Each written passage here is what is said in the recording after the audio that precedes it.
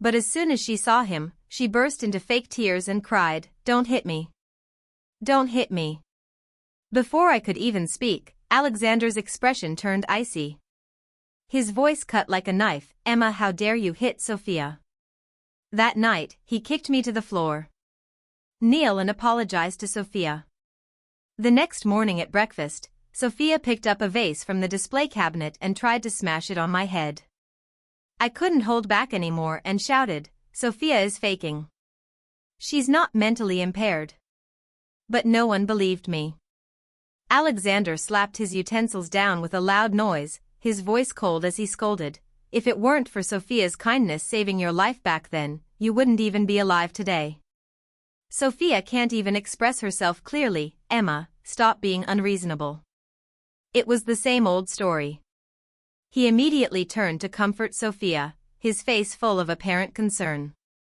I couldn't hold back and retorted, "She didn't save me, she was the one who made me fall off the cliff in the first place."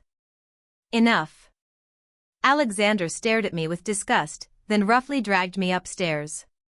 He shoved me down the stairs. I screamed, rolling down the staircase, my body writhing in pain as I curled up on the floor. He squatted down, his tone dripping with contempt, "Look at you, you're still not dumb? Only someone like Sophia, with a heart of gold, would risk her own safety to save you. Yet you're an ungrateful, heartless beast." I couldn't even speak, the pain contorting my face. It felt like every bone in my body had shattered. My body was covered in bruises. The pain was searing. At that moment, Sophia clung to him, whining, "Brother, I'm scared, I want a hug, a kiss. I'm ready to sleep." Sophia threw herself into his arms, and he carefully caught her. He held her like she was a precious treasure. "All right, Sophia's going to sleep now." When Alexander carried Sophia away, he kicked me out of his way, his voice impatient, "I'll go calm Sophia down. You go to the room and get ready." He spoke as if it were an order, with no warmth towards his wife whatsoever. Sophia peeked at me, smiling silently, her eyes full of smug satisfaction. I could even see her lips forming the words, "He's mine." Tears welled up in my eyes. 5 years of marriage, and I thought even the coldest heart could eventually be warmed. But Alexander was as cold as a stone, heartless, emotionless. 5 years ago, I was Alexander's sleep therapist. His mother had asked me to help with his insomnia, which had caused him constant fatigue. I accidentally discovered that my method worked wonders for him. That's when the entanglement between us began. Eventually, I started to develop feelings for him, and to my surprise, Alexander confessed his feelings to me. I was overjoyed. I thought this was the beginning of love, until I discovered he had a white moonlight. On our wedding day, this white moonlight and I both fell off a cliff. When I woke up, I had a broken leg. The white moonlight, diagnosed by James, became mentally impaired. From that moment on, Alexander had Sophia live with us. He showered his white moonlight with love, while he treated me, his legal wife, with disgust. I lay on the ground for a long time before I managed to get up. I walked into our shared bedroom. I lit some specially crafted incense, playing soft, soothing music. When Alexander came back, I had just finished taking a shower. My hair was still damp. I held a towel, about to dry my hair, but Alexander took the towel from me. He started drying my hair for me. When my hair was dry, Alexander hugged me from behind, his tone unusually tired. "Emma, Sophia is mentally like a child. You need to be more magnanimous, don't be so petty." My fingers involuntarily tightened, turning white. So this is how it was, he was treating me this way because of Sophia. I looked up at the ceiling, swallowing my tears. I tried to act indifferent, responding with a neutral before turning and urging him to lie down. I gently massaged his temples. My bones ached. I frowned but kept going. After all, besides being Alexander's wife, I was also his sleep therapist. As my fingers brushed his neck, I unexpectedly found a hickey. I stopped. Alexander opened his eyes, displeasure written across his face as he glared at me. My voice trembled as I pointed at the hickey, my voice cold. What is this? If she's really a fool, how could she do something like this? I felt my anger erupt, my voice hoarse. Alexander, she's your white moonlight, but I am your wife. Alexander got up, his eyes full of disdain. Enough, how much longer are you going to cause a scene? You're just accusing me without understanding anything. I had long since become accustomed to this treatment. But the tears fell uncontrollably, like broken strings. This was an accident, don't take it to heart. He tried to explain, his expression unchanged. It wasn't until he noticed the wounds on my body that his guilt finally showed. Does it hurt? He took my hand, his voice softening. Today is my fault. I was too angry. Emma, please forgive me. He gazed at me with regret and kissed the wounds on my hand. His touch felt like it burned me. I wanted to push him away, but he wrapped his arms around me, holding me tightly. His voice was rough, thick with desire. Emma, I knew what that meant. But my heart had already turned to ice. My expression hardened. I pushed him away. Go take care of Sophia. I'm tired. I don't want to help you sleep anymore. I didn't want him touching me again. Outside, the sound of rain poured in, occasionally accompanied by flashes of lightning. I lowered my gaze, hiding the emotion in my eyes. It seemed this was the first time I had ever refused him, and it surprised him. Emma, stop being difficult. You and I are the ones who are married. If you hadn't upset Sophia at dinner, I wouldn't have treated you like that. Be good, apologize to Sophia tomorrow. If she's in a good mood, maybe she'll stop picking on you. So you do know she's bullying me? I couldn't help but snap back. Alexander's body stiffened, as if realizing something. He quickly came over and hugged me tightly, refusing to let go. I pulled back my clothes, revealing the bruises and wounds all over my body. His expression turned more and more guilty, probably blaming himself for having gone too far earlier. He was just about to apologize when a call from Sophia came in. Her voice was pitiful, thick with nasal crying. You Gidge, brother you, I'm going back to my own home. I won't live in your house anymore. Sophia is a good girl, I won't get in the way of your marriage. I'll find my own place to stay, so don't worry about me. Her words were suddenly cut off by a frightened gasp, and then the call went dead. Alexander panicked. He shoved me aside, his face anxious. He dragged me by the arm, hastily put on his coat, and dashed out the door. If anything happens to Sophia, you'll be the one to blame. If she gets hurt even a little, I won't forgive you. It was pouring outside. Still in my nightgown, I was dragged out into the rain by Alexander.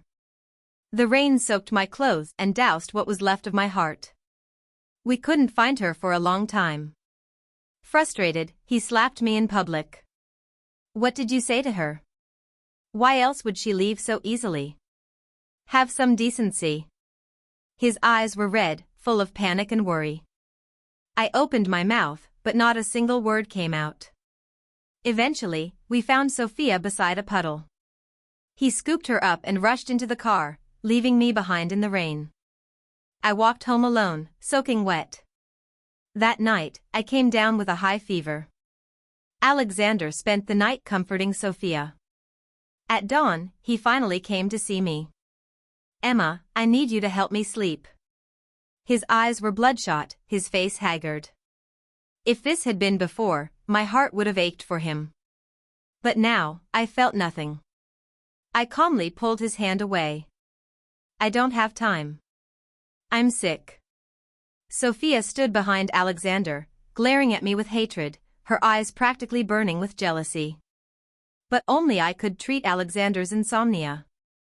I held back tears and pain, took my medication and soon drifted into a dizzy sleep. I thought Alexander would wake me to help him sleep. But even by the afternoon of the next day, I didn't see him. I walked out of my room and was surprised to find a used cup on the table. I went closer, took a sniff and noticed a white residue at the bottom. I froze. Sleeping pills. Panicked, I went to look for Alexander. He had chronic insomnia. He should never take medication without supervision. I was deeply worried.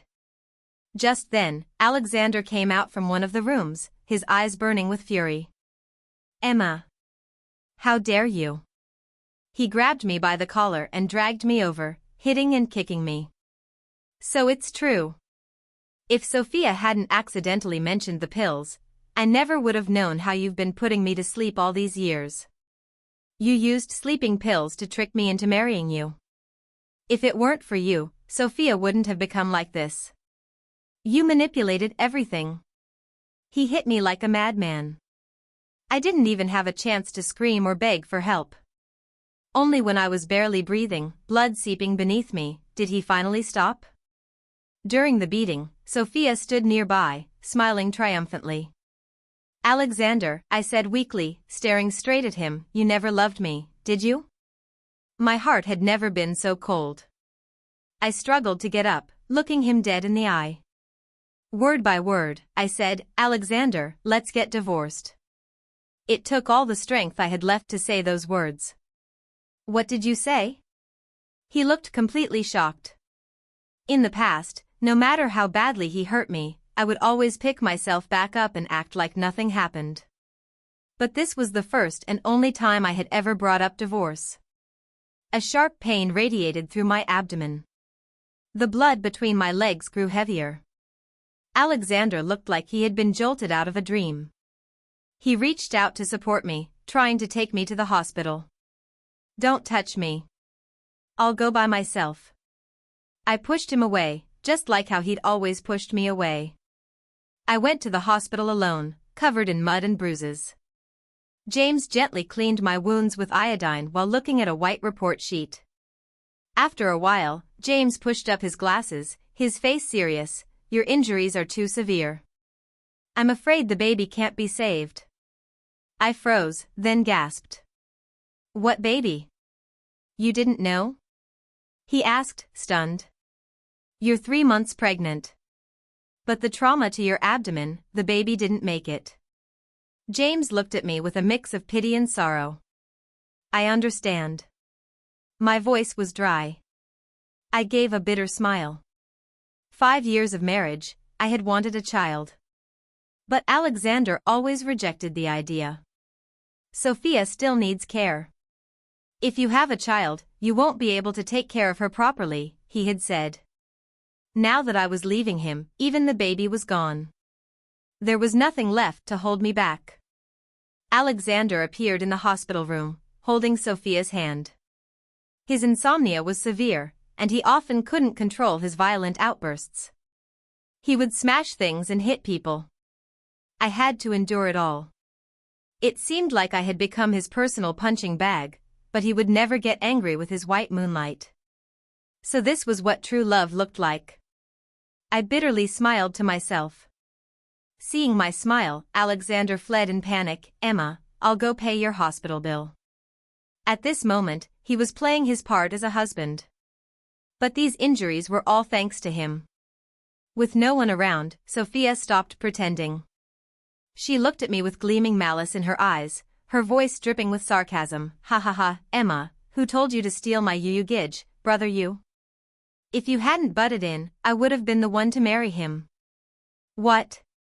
No more pretending? I paled, forcing a smirk.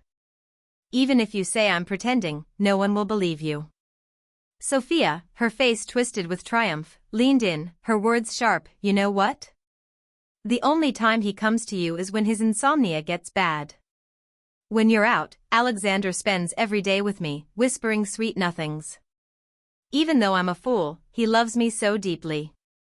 My chest tightened as if someone was squeezing the air out of me. For 5 years, I had been deceiving myself. It's okay. I don't love him anymore. Sophia, I'm giving him back to you.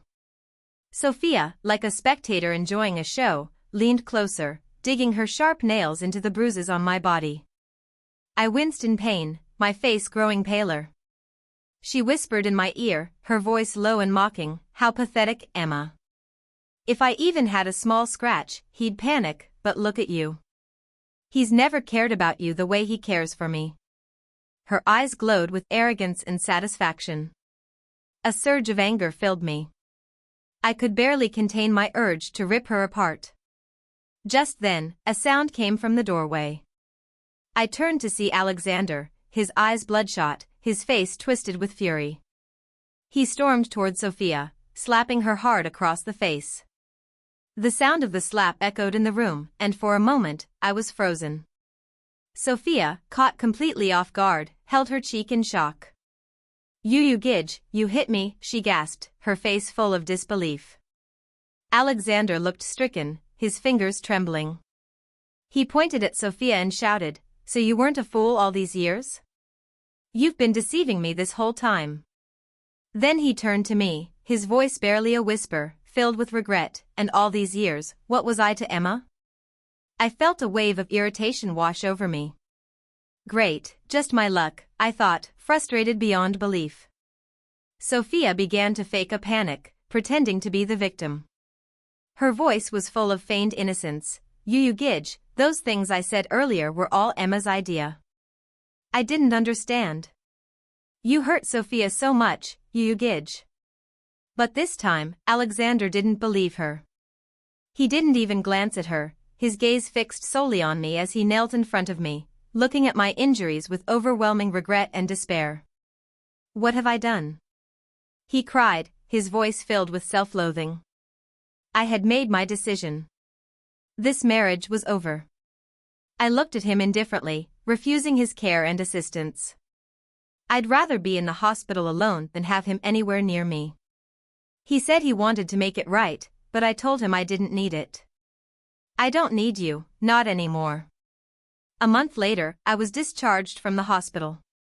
When I stepped outside, I saw Alexander waiting by the car. His face lit up with joy.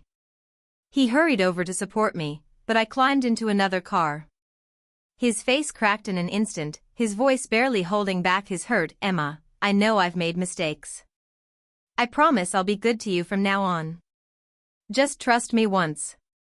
He looked at me with desperation and hope in his eyes. I closed my eyes, refusing to look at him. I said to David, who was there to pick me up, "Drive." I placed my hand gently on my stomach. The dull ache was a reminder of the child I had lost. And that child was lost because of Alexander's rage and violence. The pain of losing a child, killed by the hands of the man I had once loved, was something I could never forgive. The car sped away, and I saw Alexander, frantic and helpless, as he collapsed to the ground. I watched him through the rearview mirror. But I couldn't feel an ounce of sympathy anymore. The wounds on my body would heal, but the ones in my heart would never go away. "Emma, you're here."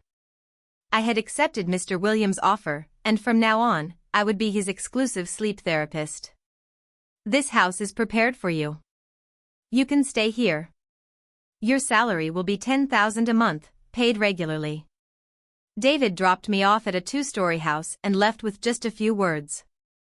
I stood in front of the house, forcing a smile, then walked inside. David dropped me off at a 2-story house and left with just a few words. I stood in front of the house, forcing a smile, then walked inside. Looking at my hands, I couldn't help but marvel at how far I had come. I never imagined that someone like William would need me. After I decided to leave Alexander, I had posted an ad online, offering sleep assistance for a high price. In less than 5 minutes, William's assistant snatched it up. This new job would give me the space I needed to forget the pain of my marriage and the loss of my child. William came twice a week, staying only for 2 hours each time, and I was more than happy to oblige. Until one day, my divorce lawyer sent me a message. Alexander had requested to see me. I returned to Alexander's house. And there he was, standing like a sentry at the door. I got out of the car and walked into the room. Alexander instinctively reached for my hand, but I pulled away. "Alexander, have some self-respect." His face froze at my words, but he pretended to be indifferent and led me to the dining table. "Come on, let's eat." We don't get to do this often. I immediately recognized that all the dishes on the table were his handiwork: sweet and sour ribs, tomato scrambled eggs, cola chicken. Back when Alexander and I first started dating, he used to make these dishes to please me. I always hated to see him sad, so I ate everything he made without leaving a bite. He eagerly handed me the chopsticks, but I didn't take them. His eyes were bloodshot, his expression exhausted. It was clear that he hadn't slept for days. Usually, Alexander would be raging with anger by now, but instead, he was calm and composed, cooking dinner for me. I lowered my eyelashes and said coldly, "Alexander, save your cooking for your future wife." "Emma, I don't want a divorce." I looked at him indifferently and said firmly, "But Alexander, I want a divorce. I don't want you anymore." Those words hit him like a bullet, and I could almost see him tremble. But my heart no longer ached for him. He opened his mouth to say something, but I pointed toward Sophia standing behind him. Sophia, wearing my pajamas, was about to hug him from behind. "You Gidge, Sophia wants to be your wife." "I'm a good girl. Why are you still here?" Alexander's expression grew icy. "You're not pretending to be a fool anymore. Move out today. My wife is coming back, and you being here will affect our married life and even our chances of having children." I gave a mocking smile and pulled out the divorce agreement from my bag. "Sign it, you Gidge. I'm not coming back to live here, and I don't want to have children with you." My voice was cold, so cold that it almost made him tear up. I didn't want to argue with him any longer. "If you don't sign, it's fine. My lawyer will handle this." As I turned to leave, Alexander grabbed the sleeve of my shirt. His voice was filled with desperation. "Is there really no chance for us?" "Emma, I was deceived by Sophia. I had no idea she was pretending to be a fool. After you left, I realized I love you." His expression was full of pain. Without Emma, he felt like he had no life left in him. "Emma, haven't you always wanted a child? I can do it. We can have a baby, the three of us. How wonderful would that be?" My hand lingered on my stomach. But I didn't tell him that we once had a child. "Emma, are you really determined to divorce me?" "Yes." I spoke without hesitation, unwilling to waste another word on him. After the divorce, Alexander went into a frenzy, pointing at Sophia and cursing, "This is your fault. If it weren't for you, she wouldn't have left me." He kicked Sophia out of his house. Sophia shouted that she had saved people and shouldn't be treated this way. But Alexander simply tossed a pile of money at her face and told her to leave. Sophia, shocked, collapsed to the ground, at a loss for words. You Gidge, you weren't like this before. You said I could stay at your house for a lifetime. Even if Emma left, you wouldn't make me leave." Mentioning the past only made Alexander more furious. He beat Sophia until she was bruised all over. Eventually, with the help of Alexander's servants, Sophia fed him a huge amount of sleeping pills, and the incident was finally over. I had no idea what was happening. Because my phone buzzed with a message from William, asking me to accompany him on a hike. His exact words were, "Hiking is good for your health. You can get some fresh air while you're at it." I was confused, but since William was my employer, I could only follow his instructions. William pulled me along as we ran up the mountain, but the more I looked around, the more familiar the place seemed. Suddenly, it dawned on me. This was the spot where Sophia and I fell off the cliff 5 years ago, just after I got married. At that moment, a thought struck me. I grabbed William and made my way to the site supervisor. After William showed his identity and gave a subtle threat, I quickly got access to the surveillance footage from that day. It was shot from a drone's perspective. Back then, I broke my leg, and I had never had the chance to confront Sophia about it. William chuckled, his tone indulgent. "Let's take this evidence to the police and teach her a lesson." I felt a lump in my throat. Alexander stood up, staring at me and William together, his expression dark. "Emma, I'm here to find you. I didn't bring Sophia with me, she insisted on coming. I wanted to say, why does that concern me? But Alexander continued, I'll be at home waiting for you. I won't agree to the divorce. Sophia's scheme had failed, and she was so angry that she almost charged over to hit me. William, however, placed his arm around my shoulders and said casually, it's my honor if Emma can attract me, even if I'm from the Liu family. Sophia's eyes turned bloodshot. Alexander's gaze was obsessive. As he passed by, I could hear him grinding his teeth.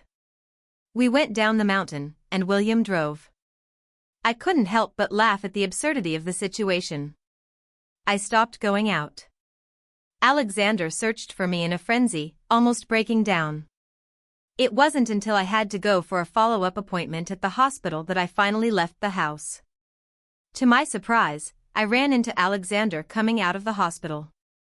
He assumed I was sick and looked at me with concern, but I ignored him and walked to another floor. Emma, he was anxious as he followed me to the 5th floor. The doctor, James, checked my condition and assured me, there's nothing wrong with your uterus. Just be more careful next time. Too many miscarriages are harmful to a woman's health. I nodded repeatedly, promising I would take better care of myself. As I was leaving, Alexander snatched my report from my hands. His face was furious, his voice trembling as he scolded me, you've only been living away for a month, and now you're already with someone else. Is it that William guy again? He grabbed my shoulder so tightly it hurt. Unable to suppress the pain, I gasped and looked at Alexander's frenzied face, and all the old wounds in my heart came rushing back. What right do you have to say that to me? I slapped him hard across the face. The imprint of my hand appeared clearly on his face. He looked in pain, his voice rising as he yelled, drawing the attention of everyone around us. Why don't I have the right, Emma? We're still not divorced. You're still my wife. And now, you're pregnant? If I hadn't found out. I looked at him coldly and said, the child is yours. I'm not sure what you've imagined, but I'll say it clearly, this child, the one you're talking about, was the one you killed with your own hands. I let that statement hang in the air as Alexander stood frozen, facing the curious onlookers. His pupils dilated, his mind replaying my final words to him, you killed your own child with your own hands. It hit him hard. He realized that he might never be able to win me back, and yet, he remembered how much I had loved him once. I was willing to yes, I once loved you so much. But I didn't love him anymore, and I left with no second thoughts. In the past 5 years, Alexander had drained every ounce of love I had for him. This time, I was leaving for good. The day winter set in, I received my divorce certificate from Alexander. William, my employer, acted like a playful child and suggested throwing me a divorce party. I couldn't help but laugh, confused by his sudden enthusiasm. That evening, we had hot pot together. I looked at him seriously and said, William, you don't actually have a serious sleep disorder, do you? You hired me as your sleep therapist for a reason, what's your intention? For the first time, the calm and collected businessman was flustered. He scrambled to pick up the ingredients that had spilled from the table, his voice hurried, I actually have trouble sleeping often. Stop lying to me. You're just pretending. William scratched his head, finally confessing, Senior, don't you remember me? This is the story of a junior who's been secretly in love with his senior. And I'm that junior. It was a story I had never expected. After dinner, I once again kicked Lu Min out of my house. As I closed the door, I couldn't help but touch my flushed cheek. William, you're really too clever. His pure and unpretentious feelings had deeply attracted me. I sent the video of Sophia pushing me to the police as evidence, but due to how long ago it was, the case turned out to be complicated. I pouted, annoyed that I had suffered all this for nothing. After all, I had also broken my leg during the incident. I sent it to William to ask him to help me handle it, but accidentally sent it to Alexander instead. The next day, I saw Alexander downstairs. He seemed to have found a new sleep therapist, but the effect wasn't great. The ground downstairs was covered in red roses, arranged in a giant heart. People around were cheering, saying how lucky the girl being proposed to was. I came downstairs, expressionless. That message, I sent it to the wrong person. It wasn't meant for you. Alexander looked hurt, his figure thin, appearing pitiful. His voice was soft as a whisper, Emma, just give me one more chance. Don't you remember what today is? His eyes shimmered with memories. It's our wedding anniversary. We never celebrated it properly in the past 5 years. I promise, from now on, I'll spend every single anniversary with you. Can't you agree to remarry me? As he spoke, he got down on one knee and took out a velvet box with a wedding ring inside. I walked up and kicked over the entire romantic setup. I even threw the ring aside and stomped on it until it was crushed. Who are you pretending to be the loving husband for? I used to beg him to spend our anniversary with me. But he would always push me away with disgust, stop being childish. Can't you be more understanding? You know Sophia needs me to help her sleep every night. He rejected me over and over. And now, he dares to beg for my love? Sophia was eventually taken in for questioning by the police. Panicked, she called Alexander, but this time, he hung up without hesitation. Right in front of me, he blocked her number. His tone was more serious than I'd ever seen. Emma, come back to me. I only love you. He reached out his hand. I lifted my dress with a smile, walking toward him, only to fall right into William's arms. He caught me one-handed, holding a bouquet in the other. I asked in surprise, weren't you abroad for business? How are you back so soon? He smirked, between business and you, I choose you. I'm not like some people who fail to cherish a treasure when they have one. He said this while shooting Alexander a mocking glance. I tugged William's sleeve, saying cheerfully, I made your favorite dried persimmons. Alexander looked stunned, finally realizing those words weren't meant for him. I hadn't run into his arms. Regret and bone-deep pain surged on his face, his smile bitter and defeated. I thought Sophia would go to jail. Instead, she went insane, literally.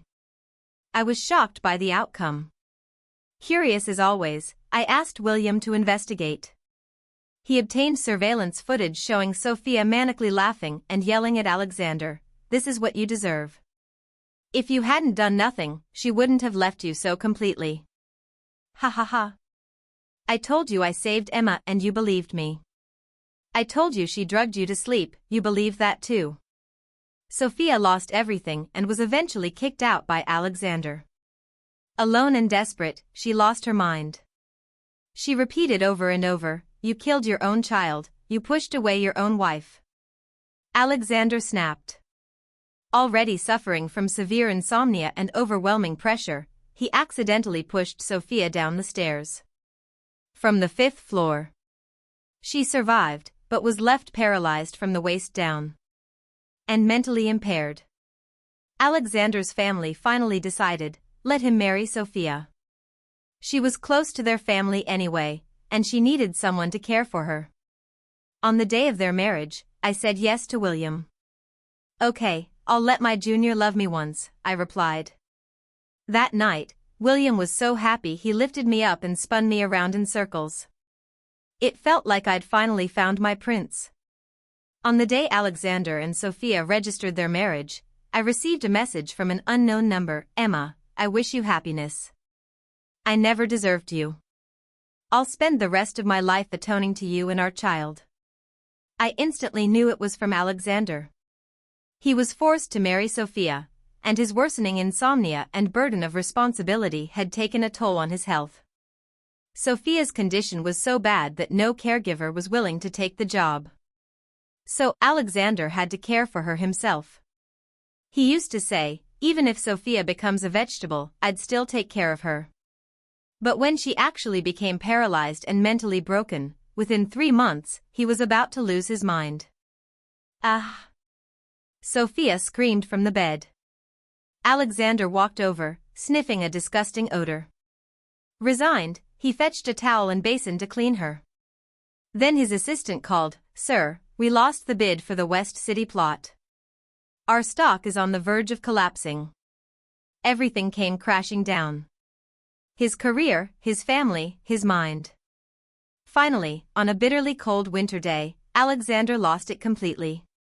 He ran out onto the street, barefoot, in summer clothes, clutching a small, dark red box in his arms. He wandered the streets, asking every passerby, "Have you seen my Emma?" Alexander's father and mother had long since lost all hope in him. One after the other, they passed away. All the servants in the Alexander estate were dismissed, all except for one elderly housekeeper who stayed. That day, William proposed to me in the center of the plaza. In a custom-tailored suit, he looked every bit like a prince from a fairy tale. Suddenly, a disheveled figure came running through the crowd. It was Alexander. He shouted hoarsely, "Emma! My Emma!" But the square was too crowded. He was quickly pushed aside by the bustling crowd, unable to reach me. I saw him, not because of his voice, but because of what he was holding in his arms, a dark red box, the one I had once used to store essential oils. A box filled with memories. A past life. But love that arrives too late is worth less than weeds. Alexander was trampled by the crowd, falling to the ground, curled up, sobbing like a broken child. And I turned my head away. I reached out my hand, smiling radiantly at William. And I said, "I do."